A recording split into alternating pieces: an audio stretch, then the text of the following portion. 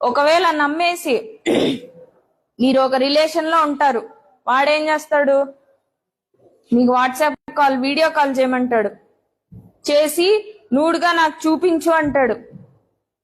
ఇలాంటివి కూడా ఉన్నాయి చాలా, మా దగ్గరే ఉన్నాయి కేసెస్. మీరేమి అప్పుడు రిలేషన్ లో ఉన్నాం, వీడినే మేము పెళ్లి చేసుకుంటాం కదా, వీడిని నమ్మచ్చు, నా కాబోయే హస్బెండ్ కే కదా నేను చూపిస్తానని మీరు అనుకుంటారు. కానీ వాడు ఏం చేస్తాడు, అన్ని స్క్రీన్ షాట్స్ తీసుకుంటాడు, వాడి ఫోన్ లో భద్రంగా దాన్ని సేవ్ చేసుకుంటాడు. ఎప్పుడైతే నీకు వాళ్ళకి గొడవ వచ్చినా అప్పుడు బ్లాక్ మెయిల్ చేయడం స్టార్ట్ చేస్తాడు. అది మనీ కోసం కావచ్చు, సెక్షువల్ ఫేవర్స్ కోసం కావచ్చు, ఇంకేదైనా కావచ్చు.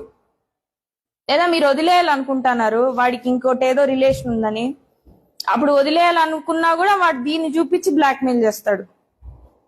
అప్పుడు ఏం చేస్తారు మీరు, మీ ఇంట్లో చెప్పలేరు, కొంతమంది రారు, చాలా పోలీస్ స్టేషన్ దాకా రారు, ఏదో కొంతమంది ధైర్యం చేసి వస్తారు.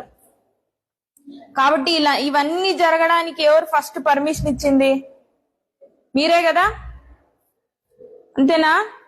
వాడు పెళ్లి చేసుకున్నా చేసుకోకపోయినా ఎవ్వరికి కానీ ఇలాంటివి చెయ్యొద్దు. మీ ప్రైవేట్ ఫొటోస్ అస్సలే షేర్ చెయ్యొద్దు. వాడికి